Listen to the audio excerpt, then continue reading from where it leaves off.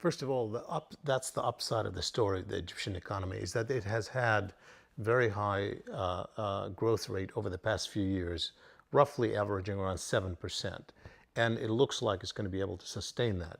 Much of it in the short term has been driven by real structural change in the Egyptian economy. Egypt inherited a centralized economy for many years. After the overthrow of the monarchy in 1952, Egypt went into a heavily centralized economy. And it's taken it quite a long time to change and to make the country more open to investment. In the past few years, there's been some legislation to encourage investment, including fast-tracking investment, that has apparently helped. There's also been more manufacturing that has developed, and in fact, if you look at the Egyptian economic sector, the single most important factor driving the growth at the moment is manufacturing, which is interesting because Egypt has historically relied on agriculture. It has relied on the income from the Suez Canal and also on the tourist industry. The tourist industry has had ups and downs, mostly connected with politics, and they have huge potential to grow in the tourist industry. Egypt is an amazing country, actually, and almost all tourism experts believe that Egypt's potential is huge, and it has had a bigger share of the GDP in the past, but it isn't as high at the moment, and it has potential for growth. The income from the Suez Canal is actually growing a little bit. In part, it looks like the oil, one of the side effects of the increase in oil prices is that shippers are finding the Suez Canal a little bit more attractive as a transportation source for the oil, because it's a shorter distance to Europe. And so over the past couple of years, there's been quite a bit of growth in the income coming from the Suez Canal. But manufacturing is really the number one reason for the growth, and that particular sector is very much a function of changes in the structure of the economy that is allowing more foreign investment to come into the country. Egypt has had traditionally a strong textile section that's growing. It's a very important, from the tradition of having excellent cotton, but now they produce some very high quality, competitive textiles and goods that are associated with it. They have a lot of also food products that are produced. A lot of their trade is actually with the region in the Middle East and third world countries. The trade with the U.S. is relatively small. It's only, I believe, it's about 8% or so of the total trade. They trade more with Europe. Europe is closer, obviously, and they do a little bit more trade. But it's still, manufacturing is still a small by the standards of the industrialized world, it's still very small. It is that it is increasing, and it is accounting for much of the growth.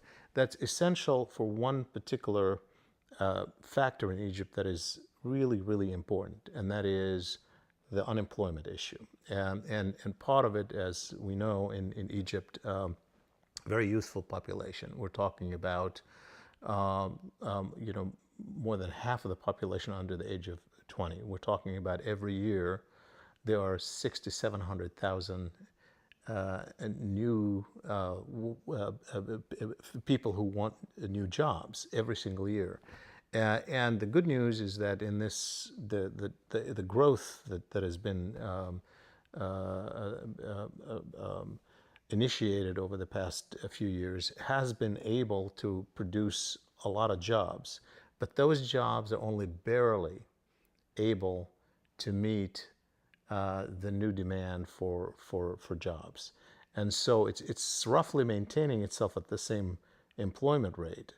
The biggest problem is not that. The biggest problem is that the gap between the rich and poor is not being bridged. And that is clearly a very important factor in the political and social stability of the country.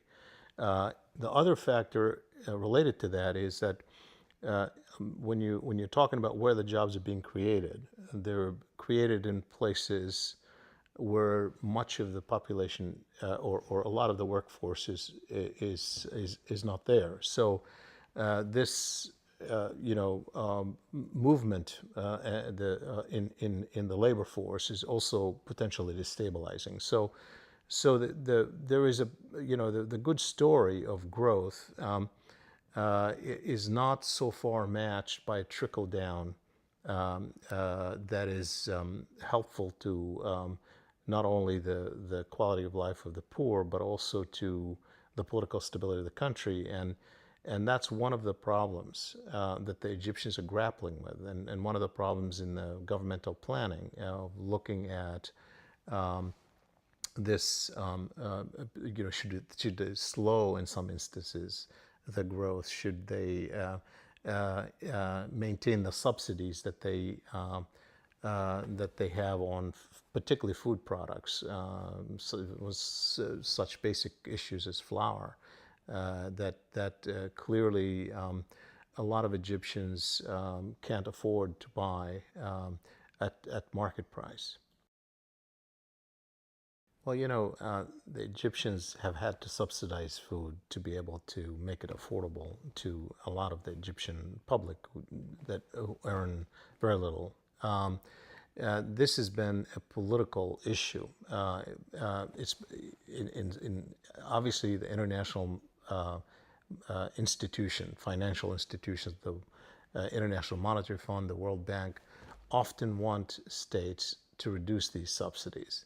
And historically, removing this subsidy has been politically destabilizing for Egypt. This goes back to the 1970s when Anwar Sadat actually removed some of the subsidies and had generated food riots that were politically destabilizing. In fact, some people argued that those food riots were a major factor in his changing course and foreign policy and going in the direction of making peace with Israel. In recent months, there have also been food riots in Egypt after there have been shortages, particularly a bread shortage and flour shortage. Part of that problem is not just the subsidies themselves. Clearly, when you have the government subsidizing flour and making it available, that is also often a recipe for corruption. There may be enough flour to cover all the people who need it in the country. But when you're buying oil at such cheap prices, selling it to the public when you're buying oil at high prices and selling it to the public at low prices, somebody in between may be buying that oil and reselling it, and so that created a problem in Egypt. Right now, the Egyptian government is clearly worried about the political stability issue for a number of reasons. That are political as well as economic. And in that kind of environment, they typically want to slow down any change that might make people angry. And so even though the growth rate has been high, they've had a great deal of trouble, particularly among the vast majority of Egyptians who are poor.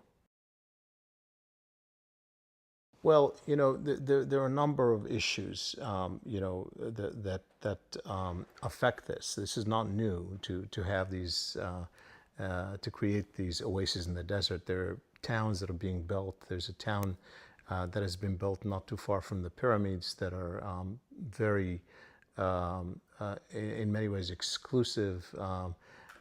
With neighborhoods that when you go in there, you think you're in Arizona or in Palm Springs or some other wonderful desert town, oasis in the desert. The problem is much more complicated than that. The infrastructure is very problematic in many parts of the country. They still need to build the infrastructure. Second, it's where the labor lives. And even a town like this in Qattamiya, where you have a labor force, the people who are going to mow the grass, the people who are going to clean the streets, the people who are going to do construction, they have to come into the town. There's no public transportation to bring them in. They can't afford to live in that area. They have to be brought in. So you don't have a transportation infrastructure to accommodate it. So they are facing multiple problems. I mean, in theory, it could work in certain sectors. And if you go to the Red Sea, Egypt has built some of the world's best resorts. In some sectors, this has worked well. When you go to some of the tourist spots, particularly along the Red Sea and now also along the Mediterranean, there are oases in the desert on world-class, superb places that attract people from all over the world, particularly from Europe. But these are small experiments. In the end, that's not going to be the answer. In the infrastructure, I have to add that in some areas of the infrastructure, there's been dramatic improvement, particularly in the telecommunications. I, in a way, measure the use of internet and the degree to which people have access to it. And this has been expanding dramatically over the last couple of years alone, with Egypt having very high quality telecommunication companies that are now marketing even in places that are far from the center, in towns and villages. And it's interesting how this is working. I mean, the economy of this works pretty well. In part, the distance, laborers often live in places far from their families, including laborers who work outside of Egypt, particularly in the Gulf, in the oil industry or in the service industries in rich Gulf countries, the United Arab Emirates or Kuwait or Qatar or Saudi Arabia. Well, many of these laborers live away from their families. The families are left behind in Egypt. They may see them once a year only. And meanwhile, they have to communicate. Phone is way too expensive. In fact, internet communication has been dramatically successful in recent years in connecting even poor laborers with their families. So it makes sense for the families to own a computer and have access to the internet for having the free communications on almost daily basis between the laborer. I've run into many such examples of laborers telling me that's how they communicate with their families in Egypt. So that's something new, and it's going to have some ramifications because maybe that is one of the functions that drive why a poor family would invest in the internet. In the end, obviously, it's going to have consequences far beyond that. The Gaza issue is potentially huge for Egypt. I've been to Egypt several times over the past year, and I've talked to political advisors, security advisors, military. All highlight the Gaza issue as being huge, and for multiple reasons. One reason is that the population in Egypt is highly sympathetic to the Palestinian cause. When you look at, despite the peace between Egypt and Israel, the vast majority of Egyptians are angry with Israel over the Palestine question. There's still deep sympathies for the Palestinian question. Second, Gaza, in some ways, if the prospects of a Palestinian state collapse, and Gaza is close to the Israelis, only one outlet to the world for the Gazans, and that is Egypt. And we've seen what happened with the sanctions imposed on Gaza, Palestinians breaking through into Egypt. Now, Egyptians find that highly problematic because in some ways they feel that they will become responsible for Gaza, politically, militarily, economically. That opens up a whole issue because what do you do about it? How do you, in a way, it reopens the Arab-Israeli issue for them. It makes the Arab-Israeli issue more intense for them than it has been since they signed the peace agreement with Israel. And so what you find here is huge consequences. But there is a second issue, and the second issue is that Gaza now is under control of Hamas, an Islamic militant group. Egypt is highly worried about Hamas. While they are accommodating themselves to it, while the chief of intelligence in Egypt is the one who's actually negotiating with them directly and even mediating between Hamas and Israel on prisoner exchange. They still are uncomfortable with Hamas because not only because they're uncomfortable with it ideologically, but they're uncomfortable with it because of the consequences for them. The opposition to the regime comes primarily from the Muslim Brotherhood in Egypt, which is primarily not a militant organization, but they worry the fringe of it could become militant, and they worry that the connection between Hamas and the Muslim Brotherhood may eventually lead to further destabilization. So that issue is huge for the Egyptians, and clearly they're focused on it, even in talks with the Israelis, in talks with the U.S., in talks with the Palestinians. If you look back at the entire Arab world, not just Egypt, over the past, in the 20th century, and you look at an Islamic, well-organized political, religious movement, the Muslim Brotherhood is the most important one, not just in Egypt, but in the Arab world. In part because it obviously had large numbers following it even early in the 20th century, but in part because it was combining politics and religion together as a political force. And to the extent that there was a political movement that was challenging the status quo, it was this movement. This movement, the Muslim Brotherhood, was strong even when the military overthrew the monarchy in 1952. The military officers who came to power and brought ultimately President Gamal Abdel Nasser, who was a secular Arab nationalist, by and large were secularist. And to this day, President Mubarak comes from that group. So they took on the Muslim Brotherhood. The Muslim Brotherhood was persecuted in Egypt from day one because it was seen to go against the agenda of the new regime in 1952, just as it was opposed to the monarchy before. But the popularity at the time of President Nasser in Egypt and outside enabled the secularists to win the day and to put the Muslim Brotherhood on the defensive. It never really disappeared. It was always powerful in Egypt. When President Sadat came to office in 1970, after the death of President Gamal Abdel Nasser, he tried to rely on the Muslim Brotherhood as a new constituency and to bring them into the political process. The relationship was never perfectly comfortable, and ultimately they turned against him. And from that point on, one can argue that they again went on the defensive. The government of President Mubarak has essentially had a long history of having an accommodationist relationship with the mainstream.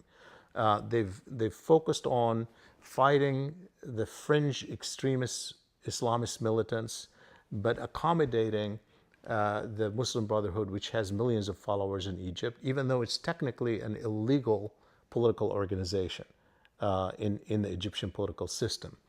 The surprise was that in recent years, particularly in 2005 in the elections, the Muslim Brotherhood, when Egypt held a parliamentary election, the Muslim Brotherhood won a much higher percentage than was expected. In fact, they won the seats in every district that they contested. Now, they didn't contest the majority, they only contested a few seats, but they won in those areas that they've contested. Now, it's a big question as to how they would have done if they contested all seats. Some people say they only entered those that they could win. Some argue that they didn't want to scare the government too much, so they wanted to just exercise power. But from that point on, it is clear that the government has gone into the offensive against Muslim Brotherhood. And if you look particularly in recent months, and just in the past year, and just in the past week, just in the past month, there have been heavy crackdown on the Muslim Brotherhood, with the Egyptian government cracking down, arresting leaders, and clearly is worried about the power that they're exercising, particularly as they approach the transition year into the post-Mubarak regime that, with open questions, with no one really knowing what will come. Clearly, the Egyptian elites around President Mubarak, who are mostly secular, do not want to see the Muslim Brotherhood doing well. Well, when you look at the Egyptian policy toward elections since President Bush announced democracy as an aim, it's interesting because in some ways they responded enough to scare the U.S., meaning they opened up enough to show that maybe the Muslim Brotherhood would win. And frankly, the Bush administration is not at all comfortable with the idea that the Muslim Brotherhood could win. And that was clear after the winning of Hamas in the Palestinian elections, where the administration pushed for elections in the Palestinian areas. And to its surprise, Hamas won against the US-backed Fatah and President Mahmoud Abbas of the Palestinian Authority. And now we're all witnessing the divisions and the trouble that came out of that. And so the administration, frankly, has backed off in pushing for democracy since. It's not really high on its agenda. It's mostly a rhetorical tool right now. But part of the reason for it is that from their point of view, it seems to have backfired. Part of the reason is they haven't been successful even in areas where it hasn't backfired. And more importantly, the vast majority of the public in the Arab world to whom the administration was appealing directly over the heads of governments does not accept that the U.S. was trying to push democracy and think the U.S. policy was flawed. So in fact, the reaction in the Arab world, the public level, was also negative. So it hasn't been a particularly effective policy. Egyptian elites historically seen Egypt as a leader of the Arab world. Certainly that was true throughout the 20th century. And it was. Egypt is by far the most populous Arab state, nearly 80 million people. It's a civilization, it's not a country. It's been there for thousands of years. You have a sense of that history and importance. Historically, it was influential, not only politically, but economically. And if you look back in the middle of the 20th century and you looked at what is by far the largest economy in the Arab world, Egypt was the largest economy in the Arab world. It produced the teachers, it produced the political and economic might that was felt across the region. What has happened is that some of that remains, no doubt. Egypt is still a very important Arab country and certainly the most populous, psychologically important. It's the anchor of peace between Israel and the Arab world. It is an anchor in the relationship with the U.S. in terms of American foreign policy. There's no question it's still important. But in relative terms, it has declined. Its influence has eroded. And I've argued back in the days of the Camp David Accords that one reason why Egypt, in fact, embarked on the Camp David process of peace with Israel was to rebuild itself after the emergence of the oil states that have eroded its relative influence in the region, and rebuild it through a new relationship with the U.S. That would empower it to be even more influential economically and politically. What has happened is that in recent years, if you look at the Egyptian position, first economically, while it has had growth and pretty high rates of growth, in relative terms, it's still not as powerful as some of the oil-producing countries. The economy of Saudi Arabia, for example, is far bigger. The gap between it and the United Arab Emirates, which is a very small country, or Qatar, which has a citizen population of just a few 100,000, is not very large. So the per capita income is much more modest in comparison to the oil states, and not only because of the oil income, but also investments that are going on in the Gulf. You have a sense that the economic center of power in the region has shifted to the Gulf. And second, politically, its relationship with Israel is now sort of neutralized. There isn't any imminent issue of war between them. Egypt is just somewhat influential in the Palestinian issue, but it's not weighing in heavily. People have taken for granted that it has peace with Israel, rather than understanding how important that is. The relationship with the U.S. is also somewhat stalemated. Egypt is extremely important for the U.S. on issues like intelligence and military cooperation, understated issues that are not so much in the public view all the time. But at the political level, there is no appreciation for Egypt in much of the American political mainstream, and that is leading to a little bit of tension. So I think the Egyptian elites are extremely frustrated with the state of affairs right now, including the ones who are around Mr. Mubarak. They're not going to change course in any dramatic way, but there is a sense of frustration, a sense of diminished influence, a sense of inability to directly influence events, whether it's in Iraq or the Gulf region or even in Lebanon, where there was on the verge of civil war. We found that the Qataris were the ones who went out there to mediate that. Even the initial agreement between Hamas and Fatah in the Palestinian area was negotiated by the Saudis. Many of these countries are also able to pay a heavy price for that economically, and Egypt is less able to do so. So I believe that Egypt is at a time when it's going to have to rethink the entire package of the last 20 years. And this is not going to happen while Mr. Mubarak is still president. But I believe that with the next president, whoever that might be, you're going to have the elites reassessing. That's the opportunity of change. Clearly, they want to focus on stability, continuation in some ways, but there is a level of frustration, a level of stalemate at the political, at the level of foreign policy, certainly at the level of Egypt's location in the region, that is likely to be consequential, particularly when we have a transition from Mr. Mubarak to his successor. Egypt has always seen itself in part as a leader in Africa as well. It has been historically, and certainly in Nasser's era, it was a leader of African unity and played a very important role. It still does, and it's likely to do even more so in the future, but its role there is also diminished a bit. And I'll give you some example of this. One of the areas of influence was education. Egypt at the time was a center of education with very important institutions that hosted African students from around Africa. Well, today, if you look at the quality of Egyptian universities in comparison to other African universities, they don't rank in the top 20, with other institutions in Africa taking the lead, particularly in South Africa, to be fair, which is a unique situation. But South Africa, which is now more in the mainstream of Africa, is economically better developed. But in general, even in Africa, Egypt's location isn't as good as it was 20, 30, or 40 years ago.